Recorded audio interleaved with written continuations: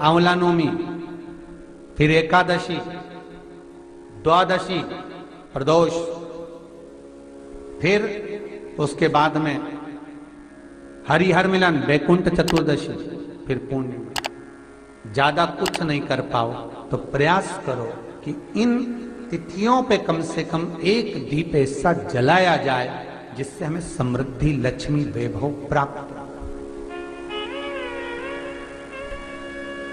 घर में भी ये रखे जाते हैं। आपको पहले भी कथा में कहा, विष्णु पुराण मंगरूल पीर। विष्णु पुराण की कथा आप श्रवण करेंगे तो उसमें वर्णन किया था कि घर में जो दिया होता है वो दीपक भी कोई साधारण नहीं होता। उस दीपक की भी महत्वता है, उस दीपक का भी वर्णन है महाराज। और कई तरह के दीपक होते हैं, उस दीपक का भी विधान वर्णन किया गया, उस दिए का भी वर्णन किया गया। यहां तक शास्त्र कहता है कि घर में अगर किसी को बहुत तेज बुखार आ गया है, बहुत तेज बुखार है, और बच्चा उस बुखार में तप रहा है, बहुत तप रहा है, महाराज, तुम जिस दिए में भगवान की आरती उतारते हो, जिस दिए से तुम भगवान की पूजन करते हो, उस दिए की बत्ती को नीचे डाल दीजिए और उस दिए को पानी की बाल्टी में धो दीजिए। कौन सी बाल्टी में? जिस बाल्टी के पानी से आप बच्चे को स्नान करा सको। महाराज, केवल भगवान पर से ले जाकर, पास में से ले जाकर उस बाल्टी में थोड़ी देर डाल दो और उस बाल्टी के पानी से उस बच्चे को स्नान करा दीजिए। 15 से 20 मिनट, आधा घंटा लगेगा, बच्चे का बुखार पूरा उतर जाएगा। इतना विधान है दीप का। दिया कोई साधारण नहीं होता, दीप कोई साधारण नहीं होता। पशुपति व्रत शिव महापुराण में हम बताते हैं, कई बार आपको वर्णन किया कि पशुपति व्रत जब करो तो 6 दिए मंदिर में लेकर जाओ शंकर जी के, 5 दिए शंकर जी के सामने लगाओ, 1 दिया घर पर आओ तो घर के राइट भाग में जब प्रवेश करो तो सीधे हिस्से में घर के दरवाजे पर लगाओ, तब अंदर प्रवेश करो। क्यों कहते हैं? क्योंकि उस दीप का महत्व होता है। दिए भी अलग अलग होते हैं। पहला दिया होता है पणाती दिया। मैं चैनल वालों से कहूंगा, अगर आपके पास में, अगर, क्योंकि हमने पहले भी कथा में कहा कि जिस जिस जगह का स्मरण कराएं उस जगह का फोटो भी आप दिखाएंगे तो उसका आनंद कथा सुनने वालों को, ऑनलाइन वालों को मिलेगा। पहला होता है पणती दिया। ये पणती दिया मट्टी का दीप, जिस दीप के अग्रभाग को थोड़ा सा बड़ा कर दिया जाता है, उसको पणती दिया कहते हैं। ये पणती दिया जब भी भगवान के सामने लगाया जाता है तो इस दिए को सम्मुख में जब रखा जाता है तो दिए का जो लौकी मुख होता है वो अपनी ओर होना चाहिए।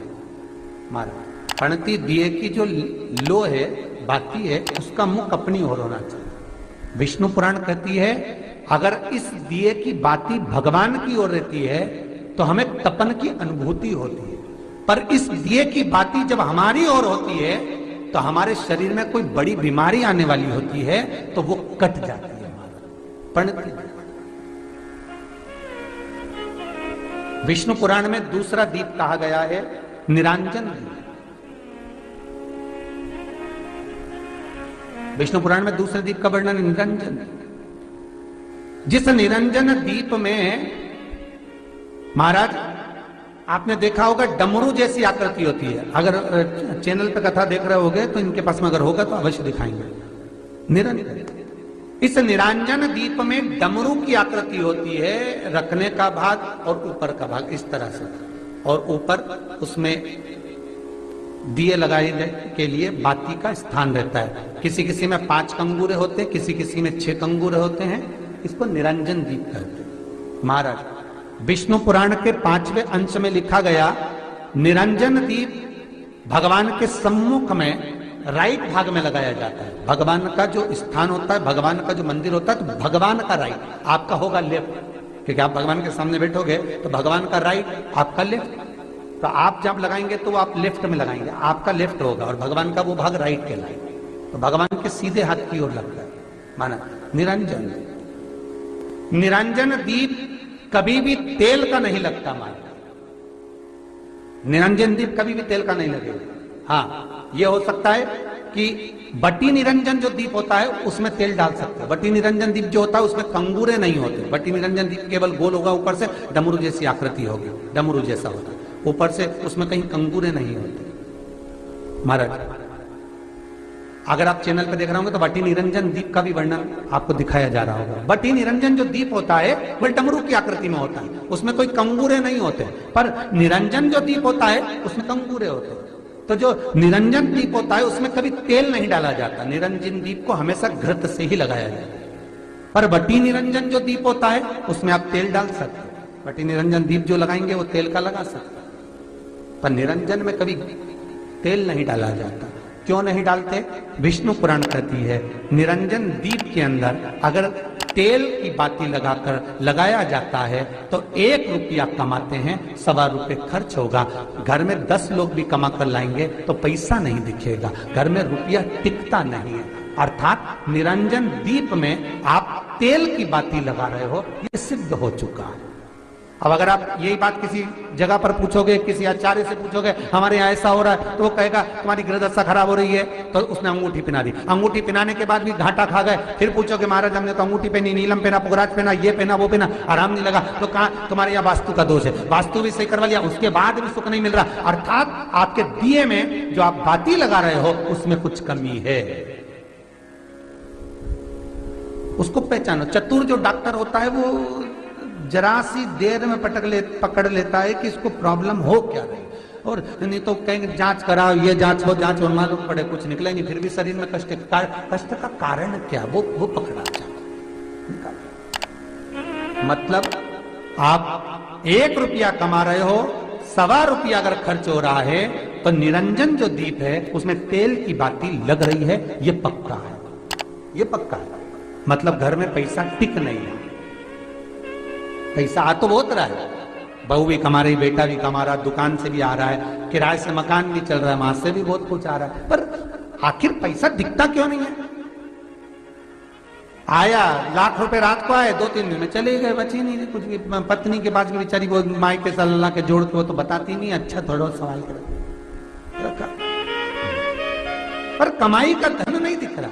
मतलब निरंजन जो दीप है, निरंजन दीप जिसमें ऊपर कंगूरे बने रहे 5, 6, 7 डमरू की आकृति का रहता, पर उसमें कंगूरे बने रहते निरंजन, उसमें जरूर आप तेल डालकर जला रहे हो, इसलिए धन दिख नहीं रहा, संपदा दिख नहीं रही, वैभव दिख नहीं, उसमें केवल घी की ही बातें हैं। और महाराज बटी निरंजन जो दीप होता है उसके अंदर आप तेल डालकर जला सकते हो।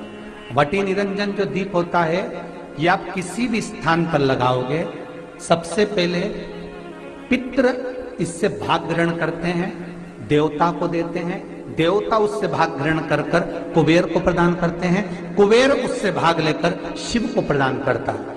भगवान शंकर बटु भैरव को कहकर घर का उद्धार करते, इसीलिए इसको कहते बटी निरंजन। इसमें कंगूरे नहीं होते महाराज,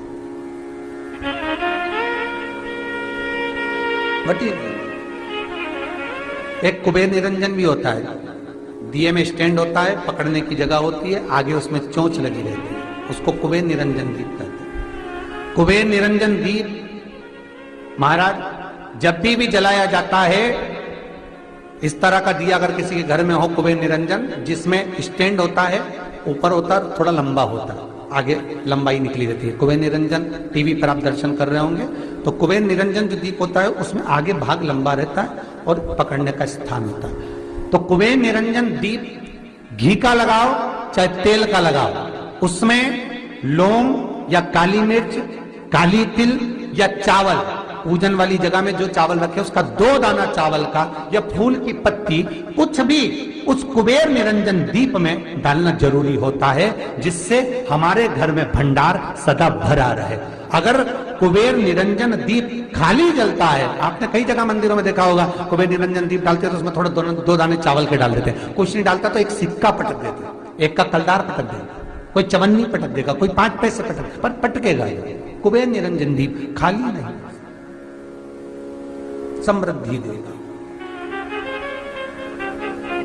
महाराज आनंद की अनुभूति कराएगा, सुख को देगा। मट्टी के जो गोल दिए होते हैं, माटी के, महाराज, इन गोल दिए का जो प्रमाण हमारे यहाँ शास्त्र कहता है, ये चहो दिशा को सुख प्रदान करने वाले। इसकी बात ही आप कहीं पर भी लगा सकते हैं, किसी भी स्थान। आटे का जो दिया बनाते हो घर के अंदर, कभी आपने पूजन करी होगी तो आटे के दिया बनाओगे। अभी आप वैकुंठ अपने कार्तिक पूर्णिमा के दिन विसर्जन करने जाओगे, घाट पर लगाने जाओगे आटे का दिया, तो आटे का जो दिया लगाते हैं, इसकी बाती हमेशा याद रखो कि अगर 4 दिए लगा रहे हो तो चारों दिशा में बाती होना चाहिए उसकी, मतलब बाती एक ही रखो पर 4 दिए को 4 दिशा की ओर निर्मित कर रख दीजिए, उसका मुख उधर। आटे के दिए में कभी भी चोंच नहीं बनाना चाहिए, अर्थात बत्ती रखने की जो चोंच होती है आटे के दिए में कभी नहीं बनाना, बिल्कुल गोल बनाना चाहिए और उसको फिर विसर्जन की ओर आप लेकर जाओ या देवता की ओर लगाओ, जहां लगाना है, पर उसमें चोंच नहीं होना चाहिए। जिस आटे के दिए में चोंच बन जाती